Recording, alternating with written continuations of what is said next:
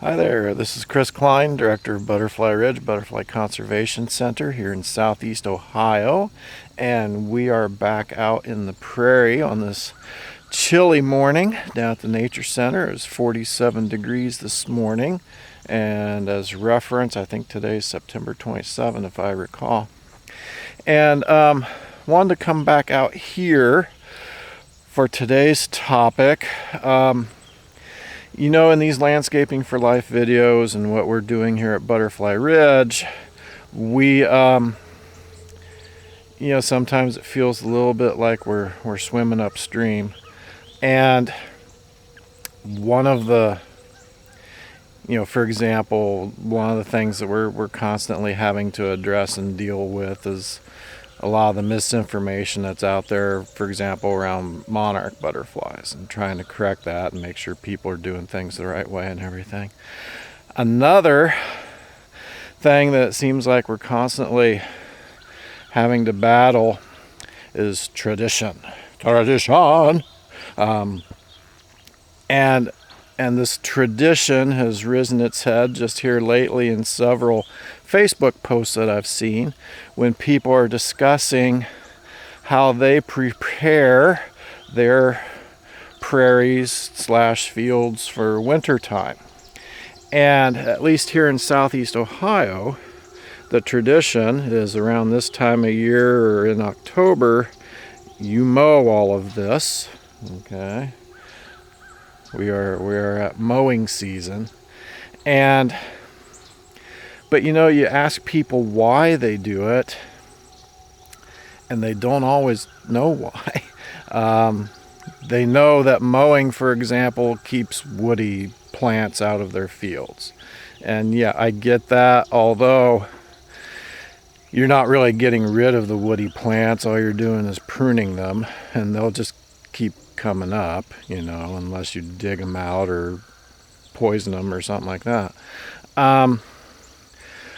But people don't really know why they do all that stuff in the fall. And for example, I saw a Facebook post, I guess it was yesterday, about a guy who he's trying to be as pollinator friendly as possible, so he tries to hold off on his mowing until more like later in October or November.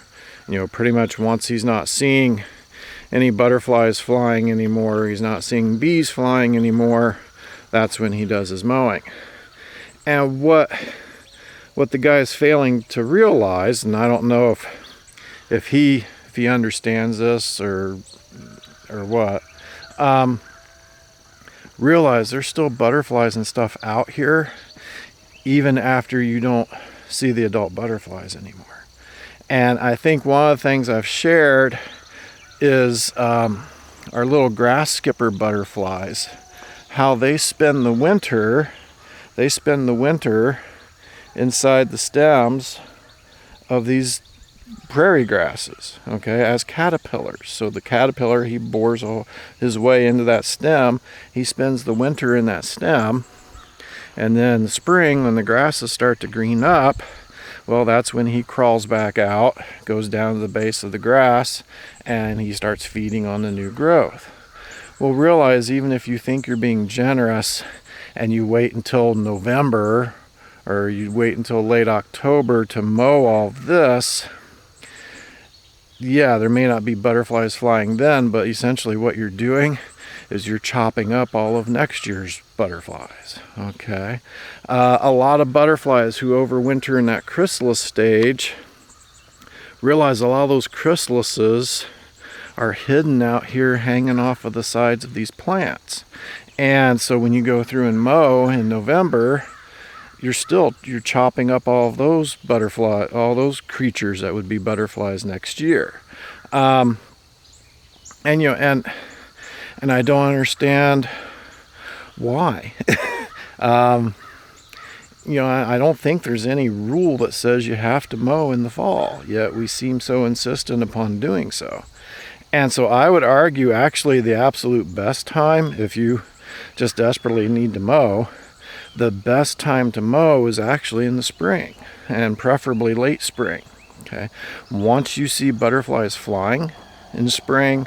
Once you see these grasses starting to get nice new green growth down there at the base, then it's safe to mow, because all those butterflies who spent the winter in your field as either a caterpillar or a chrysalis, they've now emerged. Okay, they're not in that grass stem anymore as a caterpillar. They're way down at the base feeding on the new fresh green growth.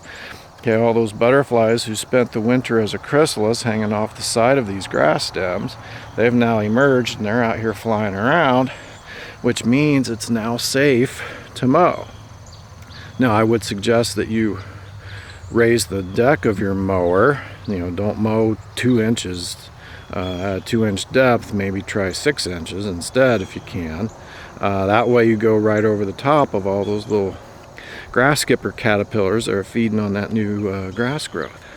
But once again, my point is, I'm not sure I understand, beyond tradition being the excuse, of why we have to mow in the fall. Sometimes I feel like it's just because, well, that's what we've done for generations, is we've mowed the field in the fall. So what here at Butterfly Ridge, what we're asking you to do is think a little bit differently.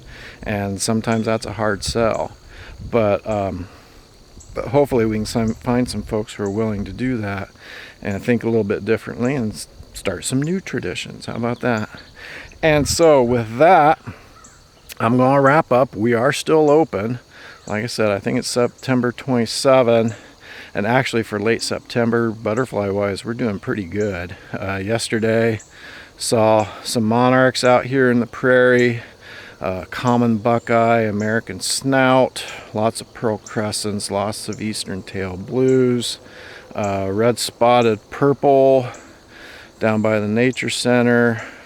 We even saw a few tiger swallowtails yesterday, which is kind of unusual for this late in the season. So we still got some butterflies flying. So come visit us. We're open every day but Tuesday and Wednesday from 10 till 5.